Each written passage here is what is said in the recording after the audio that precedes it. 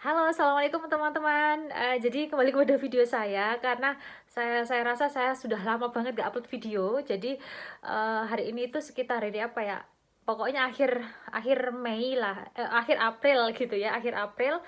Ini sudah di akhir term 2, yang mana artinya sebentar lagi saya akan menyelesaikan sekolah kemudian balik ke Indonesia gitu.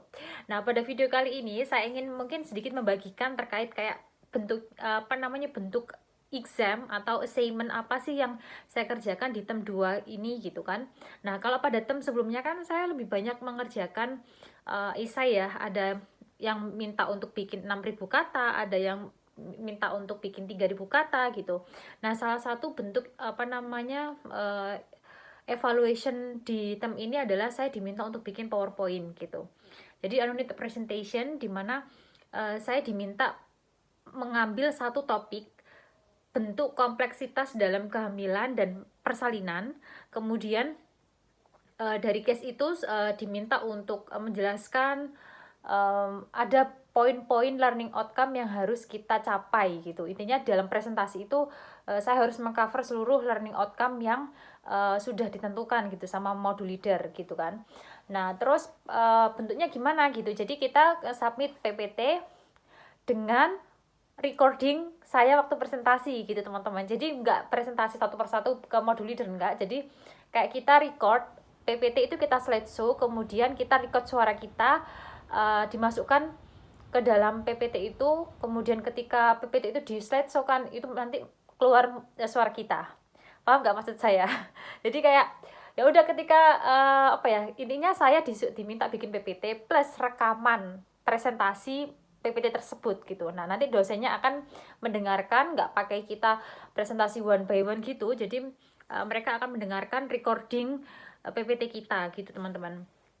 Dan durasinya itu 25 menit teman-teman. Ini lumayan challenging ya, karena kayak kalau mungkin presentasi bahasa Indonesia mungkin oke lah gitu ya, tapi kalau ini sudah kita harus bikin PPT-nya kan ya, bikin materi PPT dalam bentuk bahasa Inggris, kemudian kita juga harus menambahkan keterangan-keterangan dalam note, tahu nggak ya kan ya, note yang di bawahnya PPT itu kan ada note. Nah, itu kita perlu mendetailkan juga apa yang kita maksud dalam slide di atasnya itu, kemudian plus citasinya ya, plus kita juga harus critical thinking di situ, termasuk juga kan ada skill academic writing juga gitu kan. Jadi academic writing gimana cara bikin PPT presentasi yang singkat, padat, jelas gitu ya, academic presentation, kemudian juga speaking skillnya juga diasah gitu. Jadi menurut saya ini lumayan kompleks gitu kan. Meskipun kayak nggak sebanyak kata yang sebelumnya, tapi di bentuk ujian ini kayak menggabungkan beberapa skill gitu loh teman-teman. Itulah, jadi kayak apa ya, ya lumayan kan ya, ngomong ngomong bahasa Inggris, presentasi bahasa Inggris non stop dalam waktu 25 menit, dan itu direkam tanpa harus ada jeda gitu kan. Jadi nggak bisa kita kayak upload suara yang per slide by slide gitu kemudian di upload audionya, nggak bisa. Jadi mulai dari awal presentasi, dari slide pertama sampai slide akhir presentasi harus in English semua, dan ya harus coherence gitu kan ya, harus berkesinambungan, nggak boleh sampai pedot-pedot gitu loh teman-teman. Jadi kayak ya lumayan lah gitu, tapi ya udahlah gitu ya. Maksudnya kalau kita nggak pernah dikasih bentuk ujian yang berbeda, mungkin kita juga nggak tahu kalau bisa, ternyata kita bisa gitu. Nah, ini memang belum sepenuhnya selesai sih teman-teman. Jadi kayak masih kalau boleh dibilang mungkin sekitar 60-70%. Tapi ya bismillah gitu, maksudnya kayak sedikit demi sedikit. Nanti saya kayak junduk banget, terus kemudian habis booking appointment sama librarian juga. Jadi kalau di kampus di Inggris itu, saya kurang tahu sih kalau di kampus-kampus lain, tapi kalau di kampus saya kita itu bisa booking jadi tim tim petugas perpus untuk support tugas-tugas kita gitu, bukan dibuatkan gitu, tapi kayak kita konsultasi, misalkan ada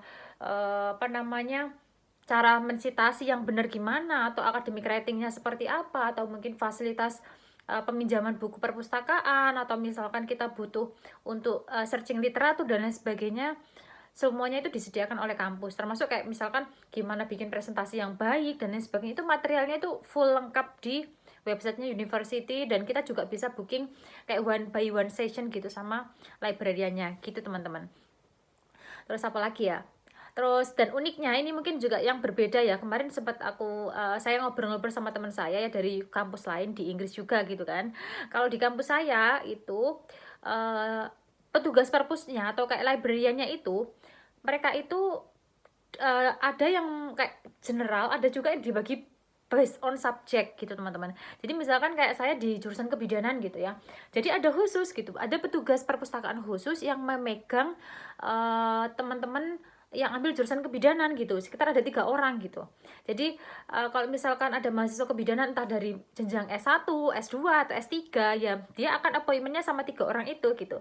Jadi kurang lebih ya orang perpustakaan ini paham gitu lah ya, kayak istilah-istilah kita itu seperti apa dan lain sebagainya gitu. Jadi lebih nyambung aja gitu. Jadi setiap subjek, setiap jurusan itu ada spesifik petugas perpustakaan untuk mendukung kuliah kita atau mungkin study skill kita gitu ya.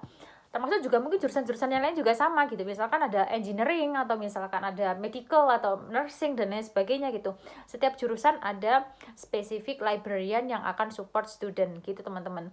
Dan tadi tuh saya bookingnya sekitar 1 minggu yang lalu ya, jadi nggak bisa mendadak, meskipun bisa face to face atau online, yang maksudnya in person gitu ya, one by one, tapi nggak bisa mendadak. Kita maksimal minimal bookingnya itu harus hamin 1 minggu sebelumnya, dan itu otomatis sistem yang akan nge-arrange jadwal kita gitu. Kayak contohnya misalkan saya mau booking minggu depan gitu ya, ya udah itu otomatis akan ngeloncat 1 minggu kemudian, nggak bisa kita dadakan misalkan besok atau lusa gitu. Nah, habis saya adzan ini asar, jadi lagi asar di waktu Chelmsford. Sekarang jam 18 teman-teman. Jadi memang duhurnya lebih ini ya, lebih panjang, kemudian asarnya sekarang jam 6 sore gitu. Mungkin demikian ya teman-teman ya, sedikit kayak gambaran bagaimana bentuk exam di Inggris. Semoga bisa ngasih gambaran buat teman-teman yang lanjut sekolah di Inggris atau pengen kayak kepo-kepo gimana sih bentuk examnya dan lain sebagainya. Intinya setiap modul itu pasti punya bentuk assessment yang berbeda, disesuaikan dengan learning outcome-nya apa gitu. Itu ya. Mungkin demikian teman-teman, semoga bermanfaat. Terima kasih sudah menyimak, semoga sehat selalu ya. Minal aidin wal faizin juga. Dadah, terima kasih. Assalamualaikum.